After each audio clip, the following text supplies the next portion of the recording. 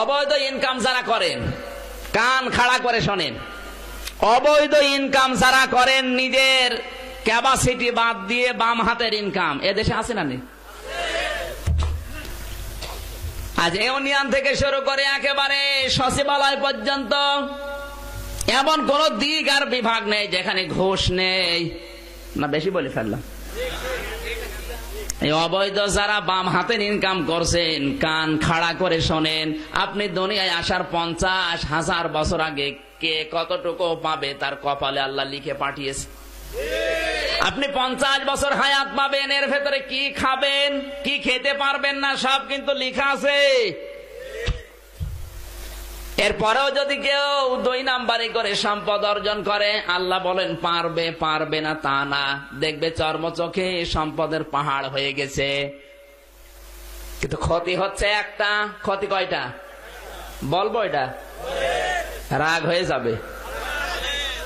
কোরআনে কারিমে আমার আল্লাহ দলিল দিয়েছেন, ওয়ামান আ'রাদা আন যিকরি ফাইন্না লাহু মাঈশাতান দানকা ওয়া নাহশুরুহু ইয়াওমাল কিয়ামাতি আ'মা।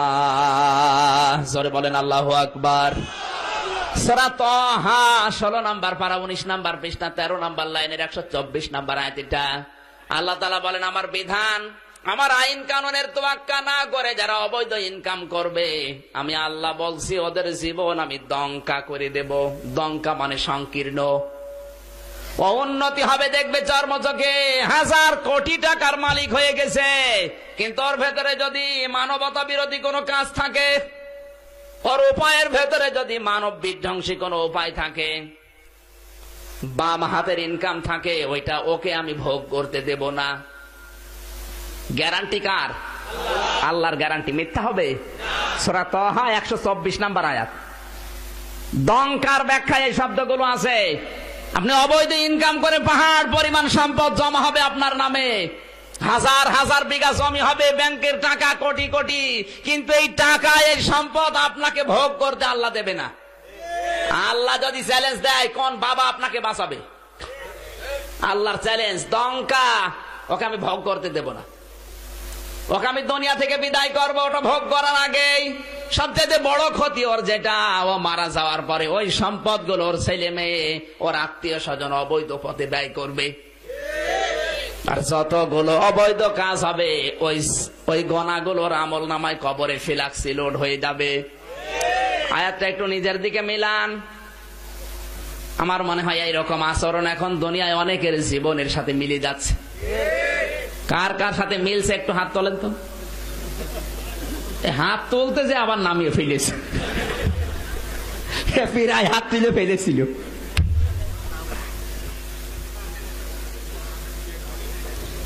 কেউ বোঝেন না আয়াতটা, অথচ আমি আয়াতটা পড়ার পরে আমার মনে হচ্ছে আমি সহ এখানে হাজারো মানুষ যারা বসে আছি, এই অবৈধ টাকা, অবৈধ ক্ষমতা ভোগ করার কোন সম্ভাবনা আমার নেই, কারণ হায়াত আমার অতদিন নেই।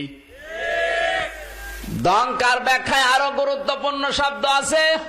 যারা আল্লাহর বিধানের তাওয়াক্কা না করে, আল্লাহ রাব্বুল আলামিনের আয়াত না মেনে, বিধান না মেনে যারা অবৈধ কোন পথ বেছে নেয়, আল্লাহ বলেন ওর পরিবারের যারা আছে ওদের বিরুদ্ধে আমি লাগিয়ে দেই। ওর সন্তান ওর বিরুদ্ধে যাবে, ওর স্ত্রী ওর বিরুদ্ধে যাবে। এই কথা বলছে না কেন? বাইরের থেকে ভেতরের অবস্থাটা বোঝা যায় না। আর যারা অত্যাচার করে দেখবেন ওর বউ কথা শোনে না।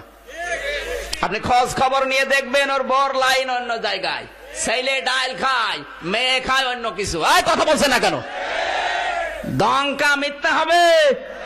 আয় উন্নতি করবে অনেক, কিন্তু বরকত থাকবে না। বরকত দেওয়ার মালিক কে? আল্লাহ। নাহশুরুহু ইয়াওমাল কিয়ামাতি আমা। আর একটা ক্ষতি ওর জীবনে, মারা যাওয়ার পরে ওর চোখ থাকবে না, অন্ধ হয়ে উঠবে। চোখ যার নেই তার কাছে জিজ্ঞাসা করেন দুনিয়ার আসল সম্পদ চোখ। কথা বলেন না কেন? মারা যাওয়ার পরে বলবে ক্বালা রাব্বি লিমা হাশারতানি আ'মা ওয়া ক্বাদ কুনতু বাসীরা। হে আল্লাহ, আমার তো চোখ ছিল, তুমি আমাকে অন্ধ করে কেন দিলে? আল্লাহ পাক বলেন ধমক দিয়ে ওকে আমি বলবো ক্বালা কাযালিকা তাতকা আয়াতুনা ফানাসিতাহা ওয়া কাযালিকাল ইয়াউমা তুনসা। হে বান্দা, তোর সামনে আমার নবী, আমার রাসূল, আমার আলেম বান্দারা ঠিক এইভাবে আমার আয়াতগুলো প্রকাশ করেছিল। জানার পরেও তুই ভুলে গিয়েছিলি, আমাকে মানিস নাই। আমি আজকে নিজের এই জবান থেকে তোকে ভুলে গেলাম। তুই যে আমার বান্দি ছিলি, বান্দা ছিলি, কোনদিন আমার কুদরতের জবানে তোকে আর ডাক দেব না। কিয়ামতের এই কঠিন ময়দানে আল্লাহ যদি আপনাকে বান্দা বান্দি বলে ডাক না দিয়ে ভুলে যায়, কি হবে ওই সময় চিন্তা এখন করা দরকার, না মরণের পরে করবেন? এই বলুন। বিশ্বনবী হাদিসের ভাষায় জানিয়েছেন, খুযুল আতা মাতামাতান ফাইদা সারা রিশওয়াতান ফিদ্দিনি ফালা তাখুযুহু আলাস্তুম বিতারিকিহি ইয়াবনাকুমুল ফাকর ওয়াল হাজা। হে পৃথিবীর উম্মতরা শোনো, যতদিন পর্যন্ত হাদিয়া পর্যায়ে থাকে ততদিন গ্রহণ করবা, কিন্তু হাদিয়া যদি ঘুষের পর্যায়ে চলে যায় ওইটা আর গ্রহণ করা যাবে না। আজ হাদিয়া কোন জায়গায় আছে না ঘুষ হয়ে গেছে? বাংলাদেশের অনেক সেক্টর আছে, আমি বিশ্ববিদ্যালয় থেকে দেখেছি, যেটা অনেক জায়গায় এমন আছে অনেকে চেষ্টা করছে ভালো থাকার জন্য, ইসলামের উপরে জীবন যাপন করার জন্য, কিন্তু উপরওয়ালার চাপে পেরে দেয় না। কথা বললি না কেন? প্রশাসনের ভেতরে, চিকিৎসা বিভাগের ভেতরে, বিচার ব্যবস্থার ভেতরে, যতগুলো ব্যবস্থা আজ বাংলাদেশে যত বিভাগ আছে অধিকাংশ গুলো আমার ঘাটাঘাটি করা শেষ। কারণ ভার্সিটিতে তো শুধু আর সিলেবাসের বই পড়ানো হয় না, বিশ্ববিদ্যালয় মানে উন্মুক্ত জায়গা। এখান থেকে যে জ্ঞানটা আমি পেয়েছি এই বাংলাদেশ সম্পর্কে, আমি 228টা রাষ্ট্র সম্পর্কে কম বেশি পড়েছি। আমার যতটুকু ধারণা, অনেক মানুষ কোরআন শুনে হাদিস শুনে নিজে একটু সংশোধন হয়, কিন্তু উপরওয়ালা চাপে পারে না। এরকম পরিবেশ দেশে আছে না নেই? অনেকে উপরওয়ালার চাপে পেরে দেয় না, উপরওয়ালা চাপ দেয় উনি সব ভুলে যায়। এখন যারা উপরওয়ালার চাপে পারে না এরা বলছে হুজুর আমরা করবো কি? এই জায়গায় আসতে আমার কমপক্ষে 10 লাখ টাকা দিয়ে তারপরে আশা লেগেছে, এরকম জায়গা আছে না নেই?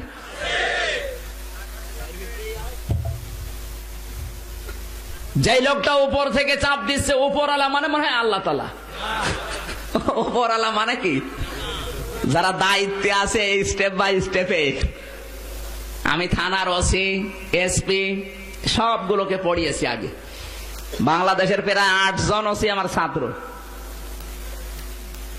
এদের কাছ থেকে যেটা দেখেছি, চেষ্টা করলে অনেকে পেরে দেয় না। উপরওয়ালা এক টেলিফোনে উল্টাপাল্টা করে ফেলে।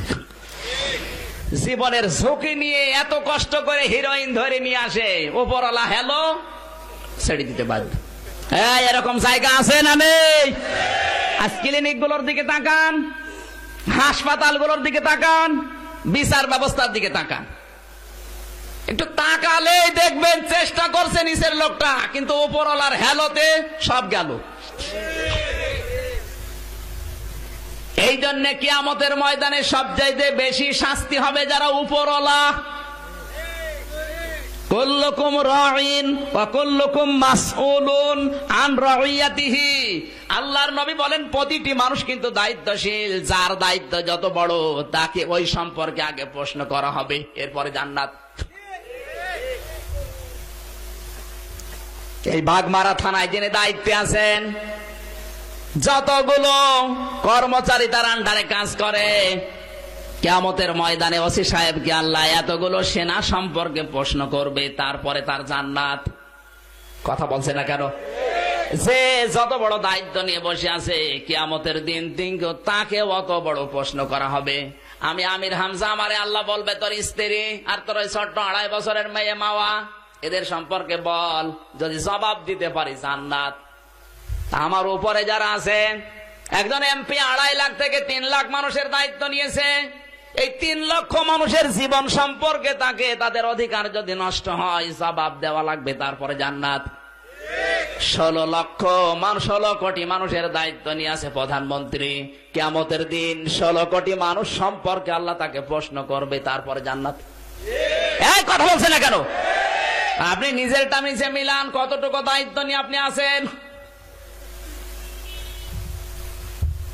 ইসলাম বিরোধী যারা পৃথিবীতে যুগে যুগে বিদায় নিয়েছে, আব্রাহার চিন্তায় ছিল নিজে এই কাজটা না করলে আসল কাবা ভাঙা যাবে না। এই জন্য নিজে নিজে আগুন লাগিয়ে সকালবেলা পত্রিকায় দিয়েছে, সংবাদ ছড়িয়েছে, আমার কাবা ভেঙেছে ওই কাবার মালিকরা।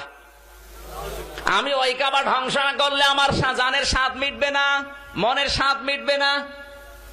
60,000 পদাতিক বাহিনী হাতি নিয়ে, বিশাল বিশাল বাহিনী নিয়ে আসতেছে। মক্কা শরীফে প্রবেশ করে ওয়াদি মুহাসসার নামক জায়গায়, কাবা শরীফ থেকে মাত্র 3.25 কিলোমিটার একটু ফাঁকে।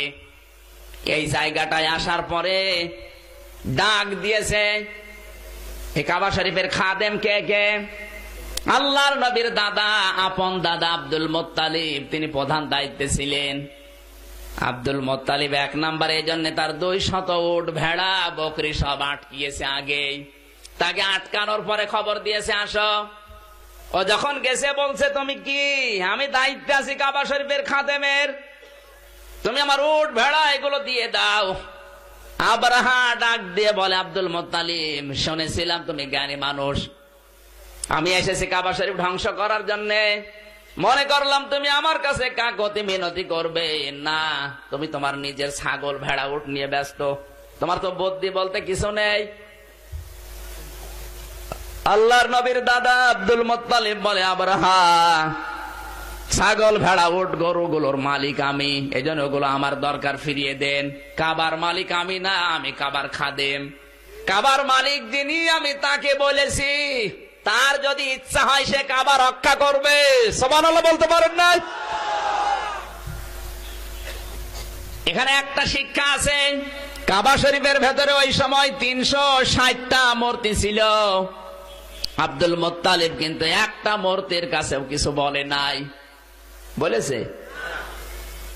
কাবার দরজা এবং হজরে আসওয়াদ পাথর যেখানে, এই একটুখানি ফাঁকা জায়গা, এই জায়গার নাম মুলতাজিম। আল্লাহর নবী বলেন, কেউ যদি এই দরজাটার পাশে ধরে দোয়া করে, মহান আল্লাহ ওই দোয়া ফেরত দিতে লজ্জাবোধ করে। আব্দুল মুত্তালিব ওখান থেকে এসে চাবিটা কাবার দরজায় ঝুলিয়ে কেঁদে কেঁদে বলে, কাবার মালিক, আমার সামর্থ্যের বাইরে, কারণ 60,000 সৈন্য নিয়ে এসেছে, আমি পারলাম না, আমি তো শুধু খাদেম ছিলাম, তোমার দরবারে আমি চাবিটা দিয়ে গেলাম, এর ভেতরে যারা আছে আমি জানি এদের কোনো ক্ষমতা নেই। আব্দুল মুত্তালিব জানতো 360 জন বসে আছে দেবতা, কেউ কিছু করতে পারে না।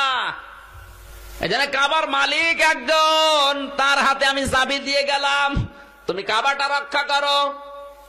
নিজের আশপাশে আত্মীয় স্বজন যারা আছে তাদেরকে নিয়ে নিরাপদ এক পাহাড়ে আশ্রয় নিলেন, কারণ আল্লাহর গজব নাজিল হবে, এখানে কোনো সন্দেহ নেই। যে হাতিটা সামনে ছিল, হাতিকে পিটাচ্ছে, নাম তার মাহমুদ। তাফসিরে ইবনে কাসিরে লিখেছে, এই হাতির নাম ছিল মাহমুদ। যত পিটায় হাতি সামনে যেতে চায় না, কারণ হাতি জানে যেখানে নিয়ে যেতে চায় আল্লাহর ঘর কাবা। কথা বলেন না কেন? বন্য প্রাণী যারা, এদের অভ্যাস হচ্ছে যেখানে যেটা যেতে চায়, সামনে যে লিডার থাকে ও যদি কোনো দিকে যায় সবাই যাবে সেদিকে। সামনের যেটা, ও যেহেতু বসেছে, পেছনে যারা ছিল সব বসে গেছে। এত পিটায় উঠতে চায় না। একটা হাতি বন্য প্রাণী, সে আল্লাহর ঘর কাবা শরীফ চেনে। কথা বলুন। বাংলাদেশের যে হাতি, এ হাতি আল্লাহর কাবাও চেনে নাই, কাবা শরীফকে গালি দিয়েছে। কথা বলেন ঠিক কিনা? ওর ভাগ্য ভালো, জেলখানায় ছিল। যদি বাইরে থাকতো এই জানোয়ারের মনে হয় পশম পর্যন্ত খুঁজে পাওয়া যেত না। এ সমস্ত কাজ কারবার গুলোর দ্বারা যা হচ্ছে ভালো হচ্ছে। কিছুই বোঝেন নাই নাকি? যা হচ্ছে কিছুই বোঝেন না। উদাহরণ দিলে বুঝবেন, ভালো হয় নাই মানে এবার কান লাগান। এক বাদশা যাচ্ছে শিকার করতে, সাথে সালে তার এক উজির। শিকার যারা করে যে তা টার্গেট নেয়, ওই দিকে তাদের খেয়াল, অন্যদিকে খেয়াল নেই। কথা বলছে না কেন? আমি একজন পাখিওয়ালার সাথে মিশতাম কিছুদিন। একবার গেলাম তার সাথে পাখি মারার জন্য, এদের রাজশাহীতে বাড়ি। ও পাখি টার্গেট নিয়েছে, পাখি ওর সব, আমাদের কথা আর মনে নেই। পাখি যেখানে উড়ে বসে ও সেই দিকে যায়। বাচ্চা যাচ্ছে হরিণের দিকে টার্গেট করে, হঠাৎ আঙ্গুলের ভেতরে এক পোকা কামড় দিয়েছে। পোকার কামড়ের যন্ত্রণায় অস্থির হয়ে গেছে। ডাক দে বলে, উজির আমি তো আর বাঁচি না, রাজ দরবার পর্যন্ত যেতে যেতে মারা যাব, এক কাজ করো, কি বুদ্ধি করবা করো। উজির বলছে, বাদশাহ বুদ্ধি এখানে আর কি করা যায়, আপনি আঙ্গুল এইভাবে ধরেন, আমি কোপ মেরে আঙ্গুলটা কেটে ফেলি। এখন তো বাঁচা লাগবে। আঙ্গুল যেইভাবে ধরেছে, এক কোপ দিয়ে আলাদা করে ফেলিস। আঙ্গুলটা নাচতেছে, জিন্দা আঙ্গুল, ওটা পকেটে তুলে নিয়েছে। ডাক দিয়ে বলে, বাদশাহ এবার কেমন লাগবে? কেমন লাগে মানে, আগে তো ছিলাম এক যন্ত্রণায়, এখন যন্ত্রণা আরো বেড়েছে। লতা পাতা দিয়ে তাড়াতাড়ি করে বেঁধে দিয়েছে। উজির যন্ত্রণা যেই বেড়েছে, কথা ভালোভাবে বলা তো দূরের কথা, বলছে, বাদশাহ যা হয়েছে ভালো হয়েছে। ওর মাথা ঠিক আছে, যেই বলেছে যা হয়েছে ভালো হয়েছে, ওর রাগ গেছে বেড়ে, কিছু বলতে পারছে না, আঙ্গুল নেই। ডাক দিয়ে বলছে, ঠিক আছে চল। বাড়ি গেছে, পেয়াদাদেরকে বলে, রে 4 বছর জেল দিয়ে দিলাম, আমার আঙ্গুল কেটে ফেলি, আবার বলছে যা হয়েছে। বলেন, জেলখানায় দেওয়ার পরে 1 বছরের মাথায় বাচ্চা আবার গেছে শিকারে। একটা হরিণকে টার্গেট নিয়ে গিয়ে যাচ্ছে, যেতে যেতে এত দূরে গেছে, আর ফিরে আসার সেরকম রাস্তা পাচ্ছে না। বন্য মানুষ যারা ডাকাত গ্রেফতার করে নিয়ে গেছে ওদের এলাকায়। বন্য মানুষদের ইচ্ছা ছিল, ওদের ওই এলাকার কাজ ছিল, নতুন কোন মানুষ যদি কেউ পায় ওকে জবাই করে গোশত ভাগ করে খায়। বাদশাকে পেয়েছে নতুন মানুষ, সন্ধ্যাবেলা জবাই হবে, ওবা আনন্দে আছে। কিন্তু ওদের ধর্মীয় যে কিতাব, ওই কিতাবের বর্ণনা অনুযায়ী কোন খোতলা মানুষকে ওরা জবাই করে না। মাথা থেকে পা পর্যন্ত দেখতেছে কোন খোত আছে কিনা। হঠাৎ আঙ্গুলের দিকে তাকিয়ে দেখে আঙ্গুল নেই। বলে, তোর আঙ্গুল কই? বলে, আঙ্গুল আগে কাটা হয়ে গেছে। বলে, এটা তো আমাদের খাদ্যই না, যার আঙ্গুল নেই, এটা খোতলা জিনিস, আমরা খাই না, ছেড়ে দিলাম। বাচ্চা আজ দৌড় কাইল দৌড়, রাজ দরবারে এসে বলছে, আমার উজিরকে বের করে নিয়ে আয়। কেন? উজির যখন এসেছে বলছে, এই হয়েছিল আমার, এতক্ষণ আমি কাবাব হয়ে যেতাম, আমার আঙ্গুল নেই, এই জন্য আমি বাঁচতে পেরেছি। উজির বলছে, বাদশাহ এই জন্যই তো বলেছিলাম যা হয়েছে। বাদশাহ বলছে, উজির শোন, আমার নাই আঙ্গুল কাটা ছিল, এই জন্য বেঁচে গেছি, যা হয়েছে ভালো হয়েছে বুঝলাম, কিন্তু তোরে তো আমি বিনা কারণে 4 বছর জেল দিয়ে দিলাম। খালি হিংসার বশবর্তী হয়ে রাগ সহ্য করতে না পেরে তোরে জেলে দিলাম, এর ভেতরে উপকার কি? ওসির বলে, বাদশাহ এর ভেতরে উপকার আছে, আপনি যদি আমার জেলে না দিতেন অবশ্যই সঙ্গে করে নিয়ে যেতেন, আর সঙ্গে করে নিয়ে গেলে আপনাকে তো ওরা ছেড়ে দিত, কারণ আপনার আঙ্গুল নেই, আমি কাবাব হয়ে যেতাম। আপনি আমাকে ছেড়ে রেখে জেলখানায় রেখেছিলেন, এই জন্য আমি বেঁচে আছি, এই জন্য যা হয়েছে। এক কথা বলুন, যে কয়জন যাচ্ছে আফসোস করার দরকার নেই, যা হচ্ছে ভালো হচ্ছে, কারণ এর মাধ্যমে বাংলাদেশে ইসলাম বিরোধী করা প্রমাণ হয়ে গেছে। এর ভেতরে কারা দাড়ি টুপি পাগড়ি নিয়ে ইসলাম বিরোধীদের সমর্থন করে, এটাও প্রমাণ হয়ে গেছে। সাথে সাথে এটাও প্রমাণ হচ্ছে কোরআনে কারিমের জন্য কারা জান বাজি রেখে ময়দানে জীবন দিচ্ছে। কথা বলুন,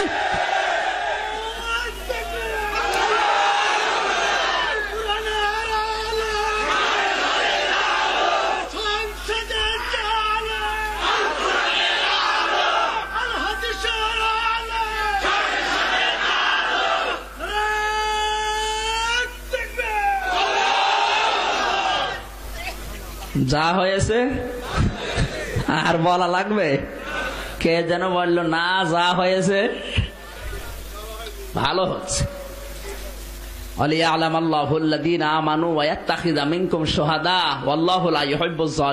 সূরা আলে ইমরান 140 নম্বর আয়াত, 4 নম্বর পারা, 6 নম্বর পৃষ্ঠা, 15 নম্বর লাইনে আছে। আল্লাহ বলেন কিছু মানুষকে আমি পছন্দ করি, এই মানুষগুলোর জীবন আমি আল্লাহর কাছে ভালো লাগে, তখন এদের শাহাদাতের মরণ দিয়ে আমার কাছে নিয়ে আসি। তো যুবক মানুষ চলে যাচ্ছে আর অনেক শয়তান চামড়া জড়ো হয়ে যায়, আজরাইল দেখে না ওরে। কথা বলুন, ওর মরণ আছে? ও মরবে না। জীবনটা আল্লাহর কাছে যাওয়ার জন্য আল্লাহর পছন্দ হওয়া লাগবে। আমার ভাইরা, আল্লাহ রাব্বুল আলামিন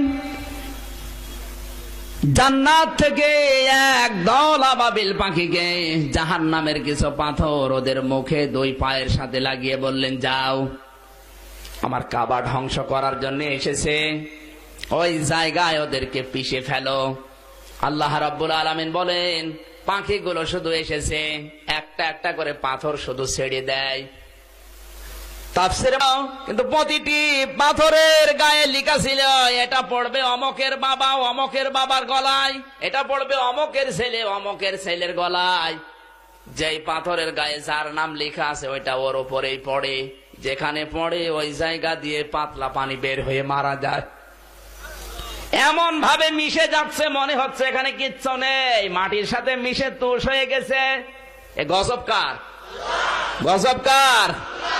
একটা পাখি লক্ষ্য করে দেখে আমার মুখে এই পাথরটা, কিন্তু এর যে নামটা লেখা ওই লোকটা কই, ওরে খুঁজে পাওয়া যাচ্ছে না। ও দৃশ্য দেখে আগেই পালিয়েছে। পাখি ওকে দেখছে দৌড়াচ্ছে, ওর পেছনে ধাওয়া করতে করতে যে দেখে এক গাড়িতে এক ঘরের ভেতরে প্রবেশ করছে, পালাচ্ছে। ওই ঘরের বারান্দায় পাথরটা মুখ থেকে ছেড়েছে, ওখানেই মারা গেছে। আমার আল্লাহর গজব যদি একবার চলে আসে, ঘরে পালিয়েও কোল পাওয়া যাবে না। নবীজিকে আল্লাহ রাব্বুল আলামিন শুধু আয়াতটা তেলাওয়াত করে শোনানোর উদ্দেশ্য না, আবু জাহল, আবু জেহেল, আবু লাহাব, উতবা, সাইবাকে আল্লাহ স্মরণ করাচ্ছেন। হে কাফেরের গোষ্ঠী, নবীজি দুনিয়ায় আসার 50 দিন আগে এই ঘটনা আমি তোদের পূর্বপুরুষদের সাথে ঘটিয়েছি। বেশি বাড়াবাড়ি যদি করো তোমাদেরকে আমি আল্লাহ ছাড়বো না। কথা বলেন, 50 দিন আগের ঘটনা এই। তোমরা কাবা শরীফের দোহাই দিয়ে ইনকাম করে খাও, কাবার মতো আল্লি সেজে বসে আছো, হাজার হাজার লক্ষ লক্ষ রিয়াল এখান থেকে উপায় হচ্ছে তোমাদের।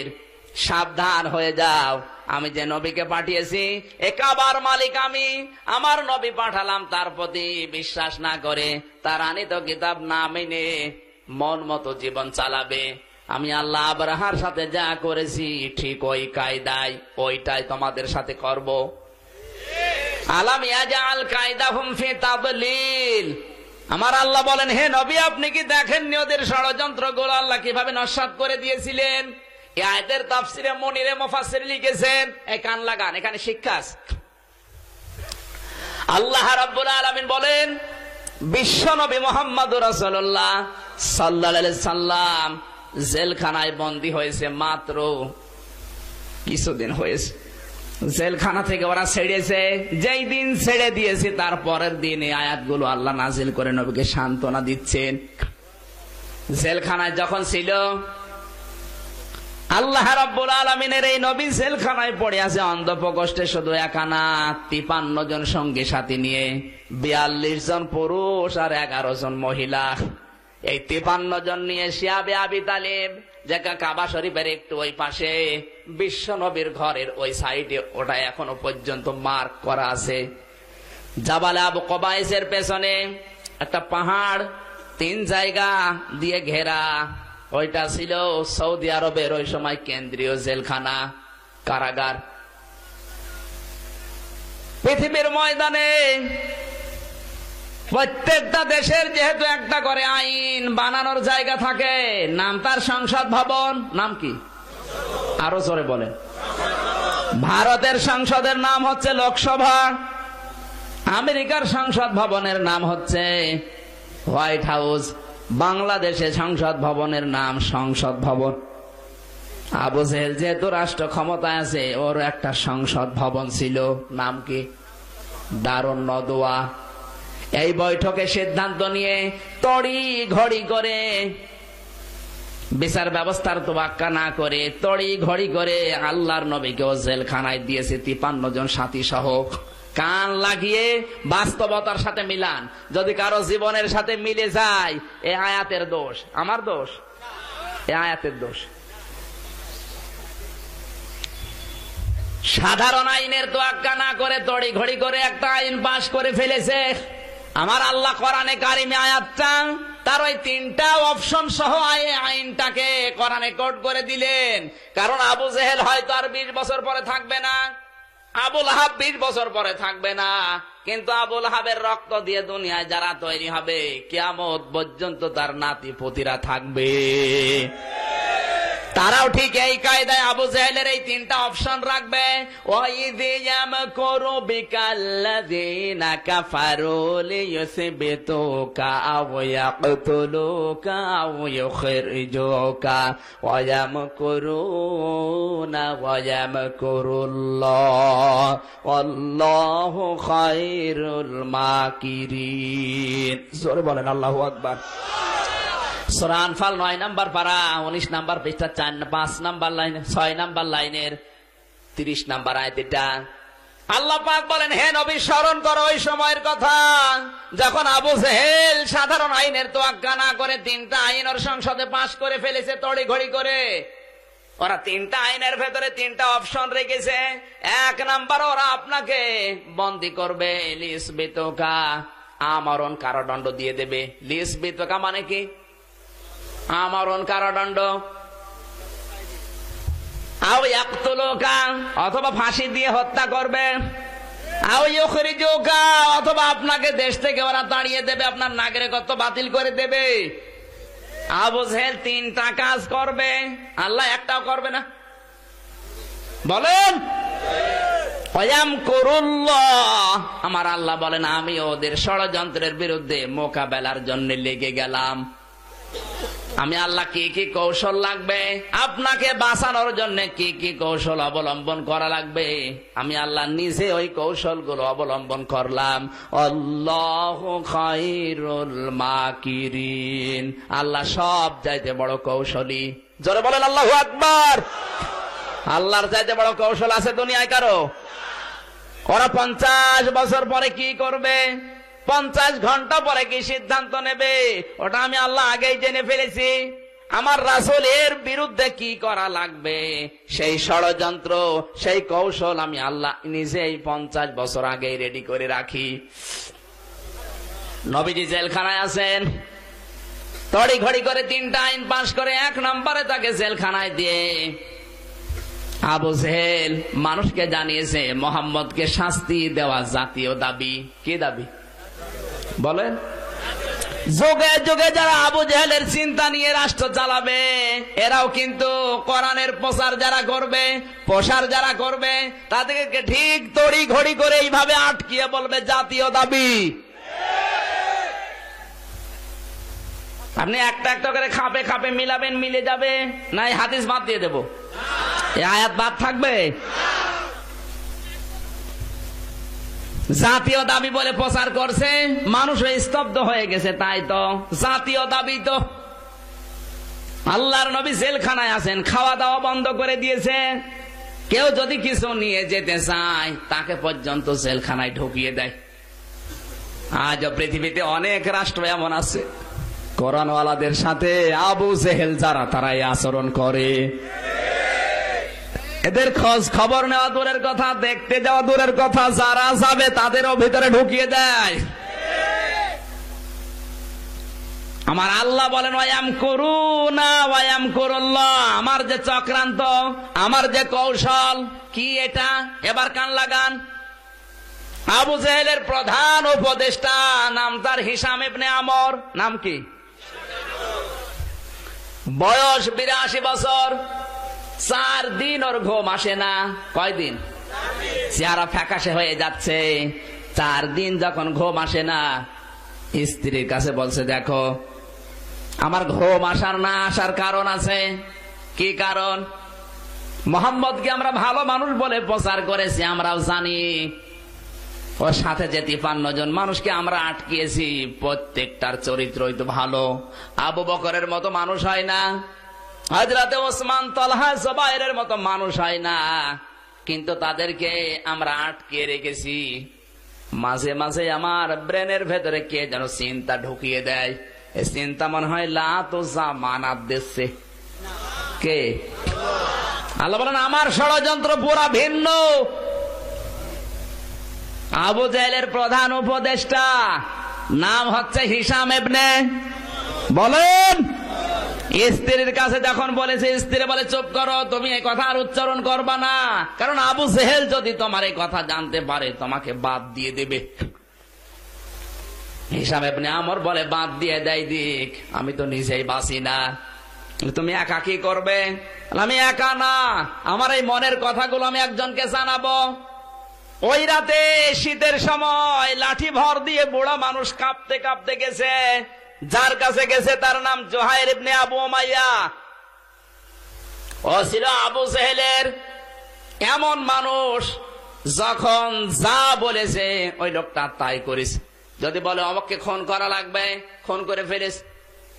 এরকম দেশে কিছু মানুষ পাওয়া যায় না, পাওয়া যায় না? বলেন না কেন? এই জুহাইর ইবনে আবু উমাইয়া ছিল ওই রকম লোক। ওকে দিয়ে যে কত হত্যা করিয়েছে শুধু আবু জেহেল জানে আর ও জানে। গোপন হত্যার জন্য ওকে ব্যবহার করা হতো।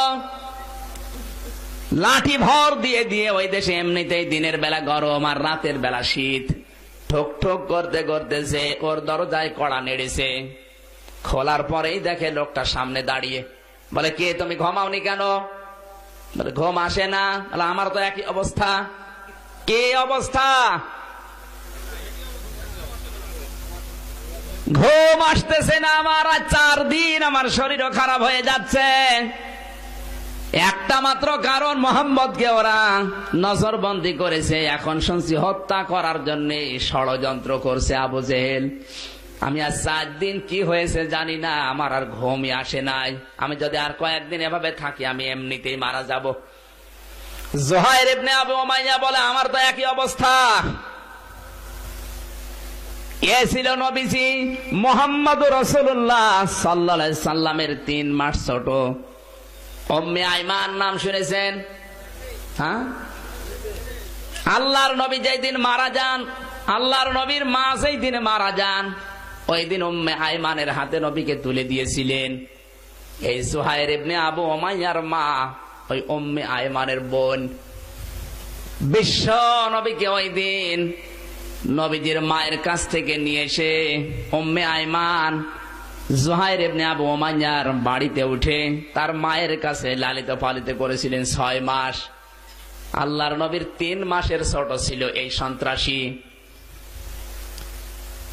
বারবার আমার মা আমাকে ডাক দিয়ে সন্ধ্যা বেলায় বলেছে, জুহাইর তুমি বলে ডাকাত, সন্ত্রাসী, তোমার নাম শুনলে এলাকার মানুষ ভয় পায়। কিন্তু আমি 2 বছর অন্ধ ছিলাম, আমি টের পাইনি। আজকে সকালবেলা শুনেছি আমার মোহাম্মদকে নাকি তোমার নেতা গ্রেফতার করেছে।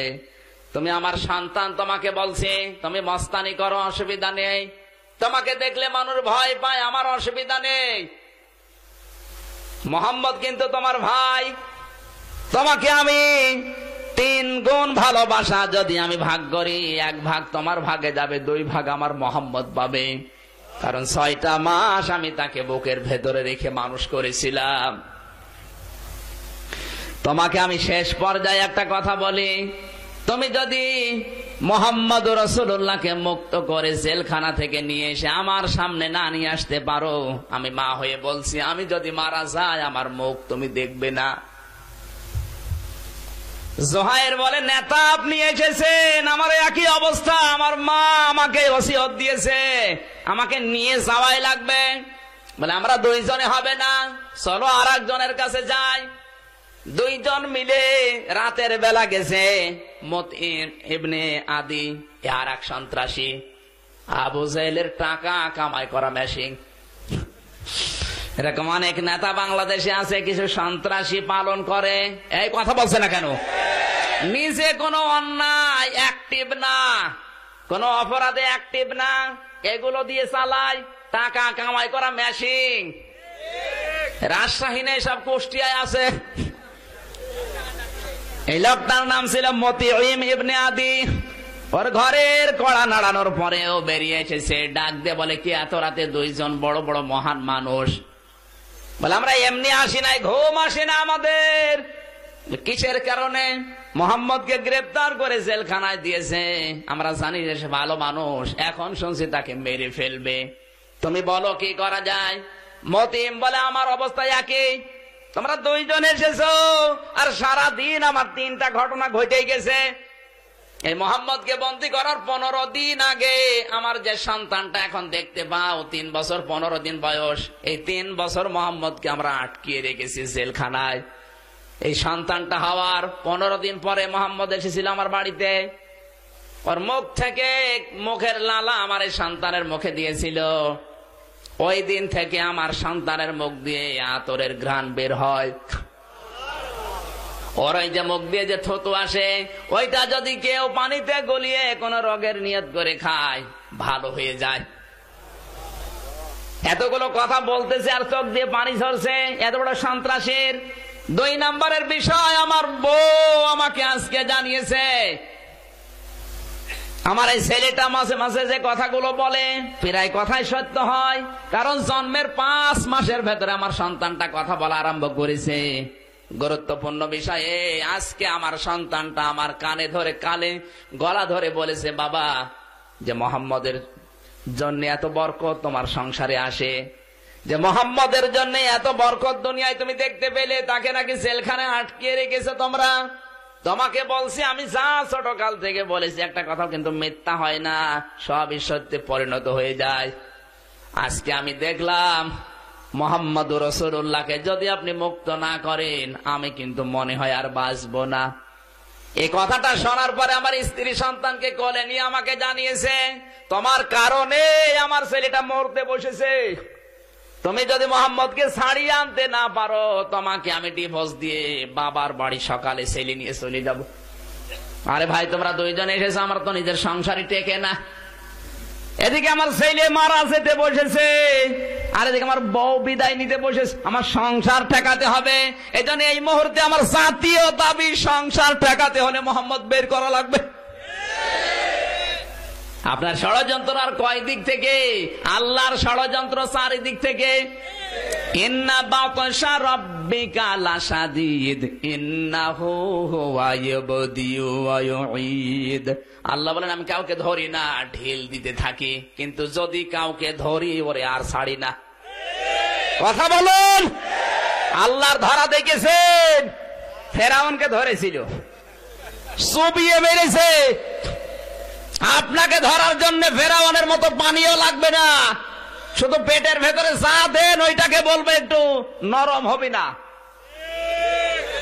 আর বেরও হবে না, পেটের ভেতরে মারা যাবে। এই জন্য যা আমরা গিলতেছি, যা পেটের ভেতরে দিচ্ছি, যা বিভিন্ন জায়গায় দেওয়া হচ্ছে, আন্দাজ করে দেওয়া দরকার তল দিয়ে বের হবে কিনা। অনেকে আন্দাজে আটি গেলে, আমের আটি, রাজশাহী আমের আটি যদি কেউ আন্দাজে গেলে পেছনের মাপ না বুঝে, ওর খবর আছে না? চিড়িয়াখানায় এক স্বামী আর স্ত্রী গেছে, একটা কলা হাতে করে দাঁড়িয়ে আছে। বানর কলাটা নিয়েছে, মুখে না দিয়ে দিয়েছে পেছনে। স্ত্রী বলছে, আমার স্বামী আমারে দিলে, আমি না খেয়ে দিলাম বানরকে, আর মুখে দেবে না দিয়ে পেছনে দিলে হয়তো বিয়াদব বানর, এর মালিকও বিয়াদব। কোথায় এই মালিক? মালিক এসে বলছে, আপাস ইল্লা বিল্লাহ, আপনাদের মতো আগে কয়েকদিন আগে কয়েকটা লোক এসেছিল, ওরা আমার বানরকে একটা আম দিয়েছে, রাজশাহীর ন্যাংড়া আম। ও আমটা নিয়ে আমার বানর একবারেই মুখে দিয়েছে, তো পেটের ভেতর থেকে আর বের হয় না। এত কষ্ট পাচ্ছে আমার বানর, 3 দিন খাওয়া দাওয়া বন্ধ। শেষ পর্যন্ত রাজশাহী লক্ষ্মীপুরে নিয়ে পেছনে সিঁড়ি আম বের করি, ওই আটি। এরপর থেকে আমার বানরকে যারা কিছু দেয় ও আগে মুখে দেওয়ার আগে পেছনে দিয়ে দেখে যে বের হবে কিনা। হাসির খোরাকি দেয়নি। যা করছেন, যতটুকু করছেন হিসাব করে করা দরকার, যে আটি আবার বের হবে কিনা। অনেকে আন্দাজে হাউমাউ করে খেয়ে ফেলে, বের হওয়ার চিন্তা নেই। তিনজন মিলে বলে, দেখো আমাদের সংসার টেকাতে হলে এখন এই করা লাগবে। তিনজনে হবে না, চলো আমরা আর একজনের কাছে যাই। যার কাছে যাচ্ছে ওর নাম মুখতার ইবনে হিশাম। ও ছিল আবু জেহেলের বডিগার্ড, খালাতো ভাই। 1 মাস ধরে অসুস্থ পড়ে আছে। তিনজন যে এই ঘরে যায় ধাক্কা দিয়েছে। কে? আমরা তিনজন। নাম বলেছে, বেরিয়ে এসেছে। কে এত রাতে ঘুমাওনি কেন? বলে ঘুম আসে না। আজ 1 মাস অসুস্থ, কোন ঔষধে কাজ হয় না, নেতার কাছে যেতেও পারি না, আমার চাকরিও যায়। কিন্তু আমার মা আজকে উটনির কিছু দুধ আর মধু এটা আমার হাতে দিয়ে বলে, দেখো টাকা পয়সা তো খরচ করলাম কম না, এক কাজ করো, মোহাম্মদ যেই কালেমার দাওয়াত দেয় ওই কালেমা পড়ে মধুটা খাও। পড়তে মন চাচ্ছিল না, তারপরও পড়ে মধুটা খেয়েছি। 1 ফোঁটা মধু ভেতরে যেতে দেরি, আমার অসুখ ভালো হতে দেরি হয়নি। 1 মাস আমি ঘুমাতে পারিনি। আজকে যখন মধু খাওয়ার পরে মোহাম্মদের কলেমায় কাজ হয়েছে, আনন্দে আমার ঘুম আসে না। তাহলে কি করতে চাও? করবো আর কি, মোহাম্মদকে মুক্ত করা লাগবে। যার কলেমায় আমি ভালো হয়ে গেছি, গ্রহণ করে নিলে আমার দুনিয়া ভালো হয়ে যাবে। ঠিক আছে চলো। 4 জন মিলে হবে না, আর একজনকে লাগবে। ওরা 4 জন মিলে গেছে। যেই লোকটার কাছে, তার নাম ছিল জাইমা ইবনে আসওয়াদ। জাইমা ইবনে আসওয়াদ ইবনে আব্দুল মুত্তালিব। এই লোকটা ছিল মুরব্বী, কিন্তু ঠান্ডা মাথার খনি। ঠান্ডা মাথার খনি বাংলাদেশে আছে না নেই? ইসলামের বিপক্ষে বুদ্ধি দিত, বুড়া খুনে, কিন্তু বুদ্ধি বের করতো সব। এই লোকটার পরিচয় হচ্ছে জাইমা। জাইমার যে মা হযরতে হালিমা সাদিয়া রাদিয়াল্লাহু তাআলা আনহার ছোট বোন। আল্লাহর নবী মুহাম্মদ রাসূলুল্লাহ যখন হালিমার বাড়িতে থাকতেন, এই জাইমার মা যুবতী মানুষ, তখন মাঝে মাঝে হালিমার বাড়িতে এসে রাত কাটাতো, বিশ্ব নবীকে কোলে নিয়ে আদর করত। এই জাইমার মা শুনতে পেরেছে নবী মুহাম্মদ রাসূলুল্লাহ জেলখানায়, ডাক দিয়ে বলে, জাইমা, আমি মুহাম্মদ রাসূলুল্লাহকে চিনি, তাকে ছোটবেলায় কত আদর করেছি। শুনলাম জেলখানায় আছে তোমাদের সরকারের আন্ডারে, তোমাকে বলছি আমি মা হয়ে, তুমি সরকারের দলে আছো, যদি এই মুহূর্তে তাকে মুক্ত করে আমার কাছে নিয়ে আসতে না পারো, আমি মা হয়ে বলছি তোমার কোনোদিন পরিচয় আর দেব না। কারণ আমি গত রাতে স্বপ্ন দেখেছি মোহাম্মদ মারা গেছে। জোরে বলেন নাউজুবিল্লাহ। লোকটা বলে, ভাই আমি করবো কি, তোমরা 4 জন এসেছে, এদিকে আমার সংসার, আমার মা আমার নামে বরদোয়া দিতে আছে। আজকে এই ভেতরে যদি আমি বের করতে না পারি, কিন্তু আমি যাবো কি করে? ওর কাছে গেলে তো উল্টা বুঝবে। 5 জন মিলে একটা পাহাড়, হাজ্জান নামক পাহাড়ের উপরে উঠেছে। আপনি লিখে নেন, হাজ্জান নামক পাহাড়ের উপরে 5 জন রাতের বেলা হাতের উপরে হাত দিয়ে শপথ বাক্য পাঠ করছে। এই যে 5 জন এক জায়গায়, বিবেক এবার খাড়া করেন। এই যে 5 জন এক জায়গায়, হিশাম ইবনে আমর, জুহাইর ইবনে আবু উমাইয়া, মুতঈম ইবনে আদি, মুখতার ইবনে হিশাম আর জাইমা ইবনে আসওয়াদ। এই 5 জন একটাও কি মুসলমান? আরো জোরে বলেন। তারা মুসলমান না, তাদের ভেতরে ঈমান ছিল না, কিন্তু বিবেক ছিল। বলেন, কিন্তু আজ অনেক মুসলমান ঈমানদার, বিবেক নেই না? বেশি বলছি। ওরা কাফের হয়ে নবীকে বাঁচানোর সিদ্ধান্ত নিয়ে 5 জন মিলে হাজ্জান নামক পাহাড়ে শপথ গ্রহণ করছে, যদি বাঁচাতে না পারি বাড়ি ফিরে যাব না। আর আমরা মুসলমান হয়ে আরো কোরআনের মানুষদেরকে হত্যা করার ষড়যন্ত্রে মেতে উঠেছি। শয়তান 70 লক্ষ বছর ইবাদত করেছিল। 70 লক্ষ বছর ইবাদত করতে গিয়ে একদিনও একটা গুনাহ করে নাই। কি কথা বোঝা যাচ্ছে? 70 লক্ষ বছর ইবাদতের ভেতরে একটা গুনাহ করেছে শয়তান? করে নাই। ও কিন্তু আল্লাহ বিরোধী ছিল না, আল্লাহর একটা হুকুম শুধু লঙ্ঘন করেছে। কথা বলছে না কেন? আর অনেক মানুষ আছে শয়তানের চাইতে বড় আল্লাহর বিধান তো মানেই না, আর মানে যারা তাদেরকে অত্যাচার করে। তুমি তো শয়তানের চাইতেও খারাপ।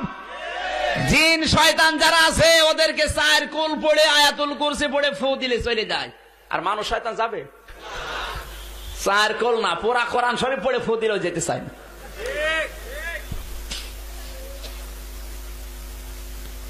5 জন মিলে সিদ্ধান্ত নিচ্ছে তুমি আগে কথা বলবে, এরপরে আমি তোমার কথায় সায় দেব। রাতের বেলায় গেছে আবু জেহেলের বাড়িতে, ডাক দিয়ে বলেন তা দরজা খোলেন। 5 জন মন্ত্রীর উপদেষ্টা মিলে এসেছে। আই পাগলরা এত রাতে কি? ঘর খোলেন, ভেতরে চলেন। প্রথমে আসওয়াদ, জাইমা ইবনে আসওয়াদ কথা তুলেছে, নেতা আবু জেহেল, আপনি যে মোহাম্মদ রাসূলুল্লাহকে জেলখানায় রেখেছেন 53 জন সঙ্গী সাথী সহ, কারণ কি? আবু জেহেল বলে পাগল, এর কারণ বোঝো না, তোমার মন্ত্রী থেকে বাদ দিয়ে দেব। বলে কারণটাকে বলেন। কারণ হচ্ছে এই, যে কালিমার দাওয়াতটা দেয় ওটা যদি মেনে নেয় আমাদের বানানো নিয়ম নীতিগুলো আর চলবে না। আবু জেহেল ভালোভাবে জানতো এটা সত্য নবী, কথা বলুন, কিন্তু মানে নাই একটা কারণে। কারণ এই কথা যদি আমি মেনে নেই, আমি যে আইনগুলো বানিয়েছি এই আইনগুলো চলবে না, এই জন্য মানে নাই। আজ পৃথিবীতে যারা কাফের এরা জানে আলেমরা যে কথা বলে মিথ্যা না, নবীদের ওয়ারিস যারা এটা মিথ্যা কথা বলে না, কিন্তু এগুলো মেনে নিলে আমরা যা বানিয়েছি এগুলো চলবে না, এই জন্যই বিরোধিতা, অন্য কোনো কারণ নেই। কথা শোনার পর পরেই জুহাইর ইবনে আবি উমাইয়া ডাক দিয়ে বলছে, নেতা কোন কারণে বন্দী করে রেখেছেন তো বুঝলাম, কিন্তু ছেড়ে দেবেন কিনা? বলে তুমি কি পাগল হয়ে গেছে? ছেড়ে দিলে ওর যে সমর্থন ছিল আরো বেড়ে গেছে দেশের ভেতরে। আগে ছিল 10 গুণ, এখন হয়েছে 90 গুণ। এখন ছেড়ে দিলে লোক সবর পেছনে যাবে, আমাদের হাড্ডি গুড্ডি আলাদা করে ফেলবে। বলে হাড় থাকে থাক, না থাকে না থাক, এই যে তরবারি যদি চাবি না দাও এখানে তোমাকে দিয়ে শুরু করব। আবু জেহেল বলছে দরকার নেই, পাঠিয়েছে, পালিয়ে গেছে। এবার সে প্রধান উপদেষ্টা হিশাম ইবনে আমর, মুরব্বী, 82 বছর বয়স, বলছে মুরব্বী আমারে বাঁচান। বলে বাঁচাবো কি করে? চাবি দিয়ে দাও। আবু জেহেল বলছে কথার সুর তো সব একরকম, কথার সাইজ টাইজ সব একরকম, সব পরামর্শ করে এসেছো, আমি বাঁচাতে পারলাম না, তাড়াতাড়ি চাবি দাও। তোমার কথায় কত মানুষ হত্যা করেছি আমি নিজেও জানি না, তুমি জানো আমার তরবারি যদি একবার কারো পরে ওঠে ওটা আর ফেরত যায় না। যদি এই কাজ না করো সঙ্গে সঙ্গে তোমাকে এই মাথা নিয়ে মোহাম্মদ রাসূলুল্লাহর পায়ে দেব। তাড়াতাড়ি ভয়ের চোটে চাবি দিয়ে দিয়েছে। চাবিটা নিয়ে 5 জন চিৎকার করতে করতে দৌড়াচ্ছে জেলখানার দিকে। বিশ্ব নবীকে আজ মুক্ত করা হবে। মক্কার বৃদ্ধ লোকেরা লাঠি ভর দিয়ে দৌড়াচ্ছে। মক্কার মেয়েরা যারা দুধ পান করতো, ছোট ছোট বাচ্চারা, মা ডাক দিয়ে বলে বাচ্চা দুধ পান পরে করবি, আগে মোহাম্মদ রাসূলুল্লাহর মুক্তি হবে, চলে মুক্তির মিছিলে শামিল হয়।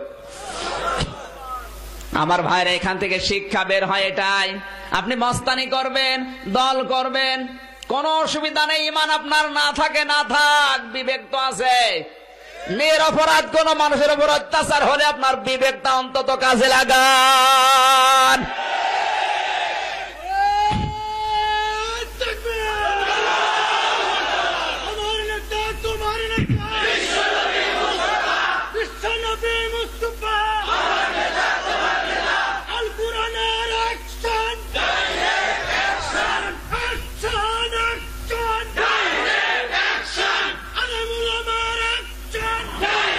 সম্মানিত ভাইরা,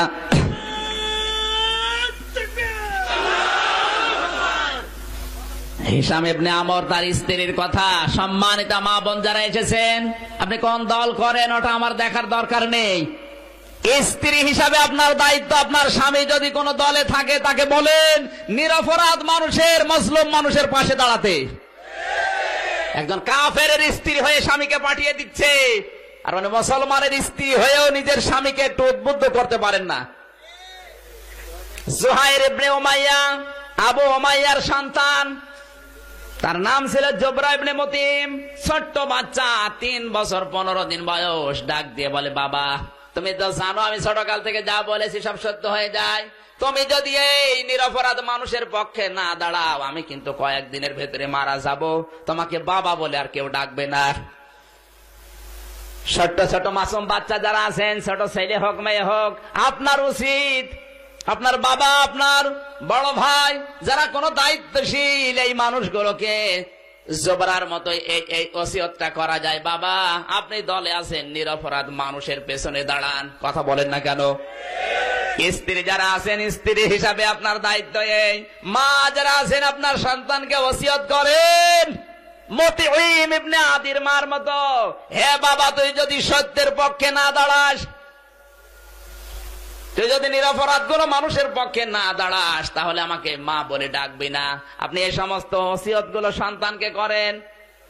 5 জন মিলে যখন জেলখানার তালা খুলেছে, নবীজি দাঁড়াতে পারেন না। হিশাম ইবনে আমরকে ধরে যখন দাঁড়িয়েছে, তাকিয়ে দেখে বিশ্ব নবীর পেটের ভেতরে পাথরের টুকরা বাঁধা। আল্লাহর নবী 3 বছর একাধারে জেলখানায় আছেন, খাবার নেই, পানি নেই, পাহাড়ের ওই ছোট্ট ছোট্ট গাছের পাতা খেয়ে খেয়ে পায়খানা পর্যন্ত ছাগলের নাদির মতো হয়ে গেছে। ইসলাম এইভাবে এসেছিল। বিশ্ব নবী মুহাম্মদুর রাসূলুল্লাহকে মুক্ত করে ডাক দিয়ে বললেন, ইয়া মুহাম্মদ সাল্লাল্লাহু আলাইহি সাল্লাম, ইন্নাকা আতিকুন মিন আইয়ি হাযা মিন ইয়াউমিন হাযা, তোমাকে আজকে থেকে আমার মুক্ত করার জন্য এসেছিলাম, জেলখানায় আর থাকা লাগবে না, মুক্ত করে দিলাম। এই হচ্ছে কায়দা হুম ফি তাদলিল। আমার আল্লাহ কোন কৌশল, কোন দিকে কোন পানি গড়িয়ে দেয়, পৃথিবীর কেউ হিসাব করে না, হিসাব শুধু আমার আল্লাহর কাছে আছে। কাবা শরীফে এখন যারা যান, লক্ষ্য করে দেখবেন এই আবাবিল পাখিগুলো এখন এই সাক্ষ্য বহন করছে। তাহাজ্জুদের সময় যারা নামাজ পড়তে যান, কিসির মিসির করে। 3:30টার সময় একবার যে দেখি কিসির মিসির আওয়াজ হচ্ছে। যারা ঝাড়ু দেয়, খাদেমদেরকে বললাম, ভাই কিসির মিসির আওয়াজ কিসের? বলে আবাবিল পাখির। এদের পায়খানা তো দেখি না, বলে পায়খানা নেই। আর 16 বছর আমি কাবা শরীফ ঝাড়ু দেই, কোনদিন এই পাখিদের পায়খানা দেখার ভাগ্য আমার হয়নি। এদের যখনই পায়খানার বেগ হয়, কাবা থেকে উড়ে চলে যায়, দৌড়ে পায়খানা করে আবার কাবার চত্বরে এসে হাজির হয়। আবাবিল এখনো দুনিয়া থেকে বিদায় নেয়নি, দুনিয়ায় এখনো আবাবিল আছে। জোরে বলেন ঠিক কিনা? আল্লাহ রাব্বুল আলামিন বলেন, হে নবী, তারমিহিম বিহিজারাতিম মিন সিজ্জিল, এর ভেতরে হাজারো হাজারো হাজারো কথা লুকিয়ে রেখেছে। কষ্ট হচ্ছে না? না মানে রাত বিরাই 1টা বেজে যাচ্ছে। সম্মানিত ভাইরা, আল্লাহ রাব্বুল আলামিনের এই আযাব, শাস্তি কিয়ামত পর্যন্ত, যেহেতু কোরআনের আয়াত কতদিন পর্যন্ত? কিয়ামত পর্যন্ত। ওইদিকে লক্ষ্য করে সত্যের পক্ষে, মাজলুমের পক্ষে থাকার জন্য আহ্বান জানিয়ে আজকের মতো শেষ করলাম। আমিন। বারাকাল্লাহু লানা ওয়া লাকুম ফিল কোরআনিল আযীম। আসসালামু আলাইকুম ওয়া রাহমাতুল্লাহ।